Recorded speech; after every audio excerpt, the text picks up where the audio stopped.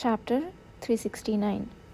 In the darkness, a swift exchange of attacks left a few among the members slightly wounded, but Kishir was untouched, not even a crease in his clothing. The members caught their breath at the sight of a wall collapsed as though bent by a sword, in a very neat ruin to the point where the roof was visible. It was clear to anyone who looked at it was Kishir's doing. Although he simply stood there and did nothing, he felt somehow different than usual. Just holding his sword, wrapped in blue sword energy and suppressing a smile. No one dared approach him. Kishir, gazing indifferently at the night sky through the gap of the broken wall in the silence, withdrew the energy from his sword and seized it a moment later. Only then did the chill that had been lingering around him vanish as if it were a lie. Is everyone safe? Yes. Kishir's cold gaze moved from the blood scattered on the ground to his own hand. He sensed that one more person had been caught besides Graham Wilhelm. But after the smoke cleared, no one was there. Kishir recalled the teleporter from the Star of Nagran that his assistant had met at the Apeto Duke's mansion. It appeared that the young man from the south was here. It's unfortunate, but I will have to postpone returning the favor for putting my assistant in prison. The members looked outside just in case, but naturally there was no sign of the escapees. Kishir handed over the limp Graham Wilhelm to the members and ordered them to clean up the surroundings. Shortly after, Ever and other members who had finished searching the mansion joined, and Nathan Zuckerman arrived leading the knights. Except for two servants who had luckily hidden and survived, everyone who had stayed in the mansion was killed or gravely injured by Arshi's hand. Graham Wilhelm, who woke up in Baron Wilhelm's house, pleaded for his life with half his mind gone. The Baron could no longer deny who had killed one of his siblings and left another in such a state. If they hadn't insisted on killing everyone in the mansion, we might not have been able to rescue Graham. However, that terrible vengefulness had tipped them off, and cavalry could not miss the opportunity. After hearing Kishir's entire story, Yudhir fell into thought for a moment. If you heard the name Hosanna, it seems certain that the Awakener with teleporting ability was there. I must ask Rubel about it too.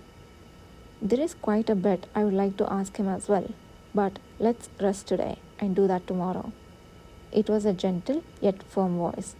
Yudhir, who had intended to ask Rubel immediately, agreed to wait.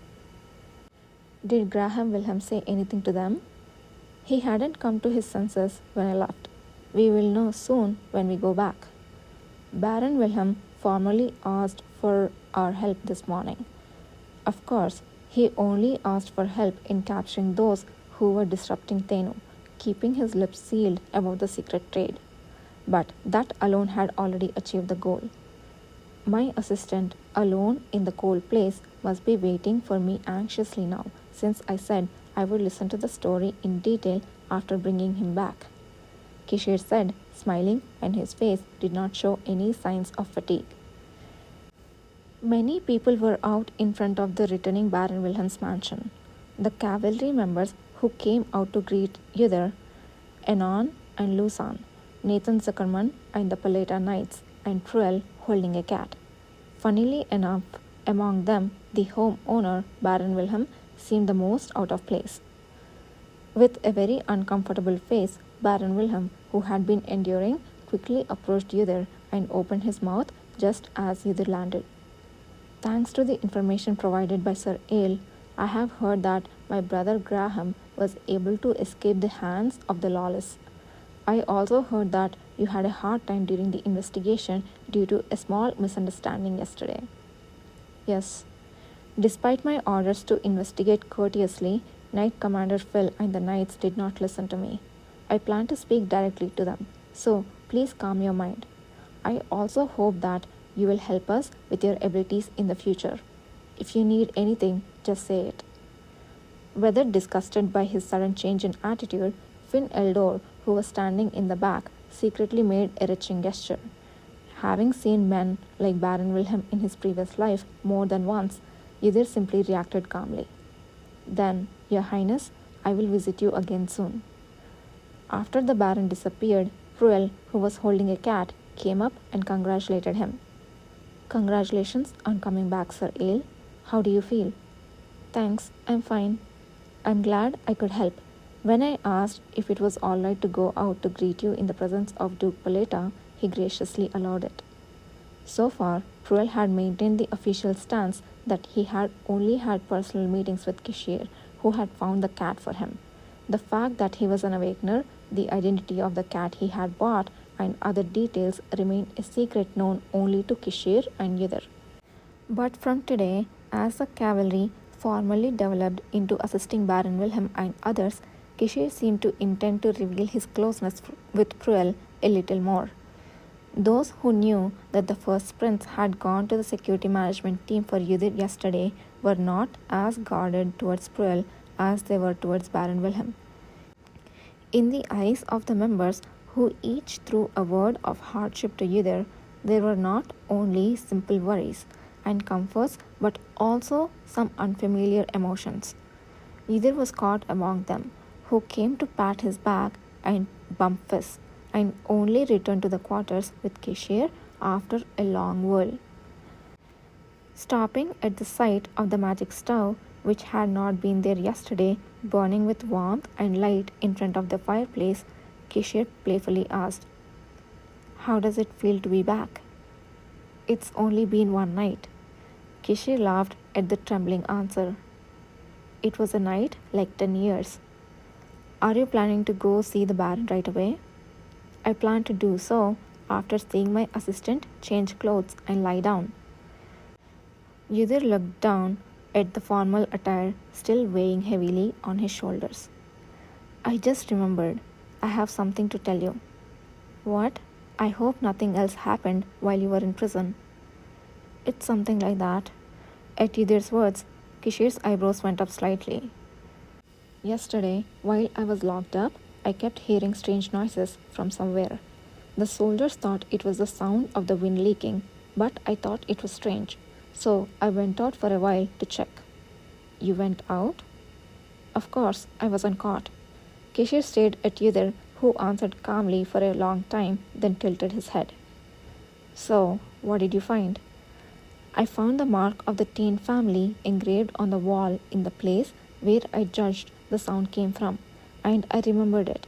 But I think we need to compare it with the book that Pruel van Tain gave us to check. Ydir detailed the location and condition of the mark he saw, as well as the structure of the stairs. After listening quietly to the story, Kishir sighed and replied after it all ended. I figured you wouldn't trust even in the prison, but you have managed to get quite a lot done. I'm sorry. What's there to be sorry about? So, how's your body? If Ydir was going to get scolded for acting on his own, he was prepared to accept it. But he did not sense any anger from Kishir. When Ydir replied that his health was fine, Kishir quietly pointed to the place where the change of clothes were laid and ordered him to rest. The security management team has now become our new workplace, so we will look into that part soon. First, wash and eat. I will order Lusan and Anon to come, so you can receive treatment as well. There is no need for that. Ydir, continuing to speak, nodded his head upon seeing Kishir's casual smile. Understood. That's a good answer. The man, smiling a bit more deeply, reached out and brushed Ydir's eyes. Unlike the night before, today his hand felt a little colder. His body temperature had returned to normal. Strangely enough, it was only then that the reality of having returned to truly sank in. Ydir, it seems like you have lost weight overnight. No matter the investigation, how could they be so harsh as to make you spend a night in prison? These people really has no compassion. Why didn't you eat more than that? You usually eat more.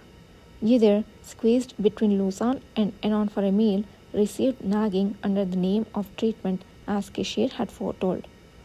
I already ate bread in prison. Is that all they gave you? They gave me water too. If I didn't know what kind of person you were, I would have thought you were joking and slapped you.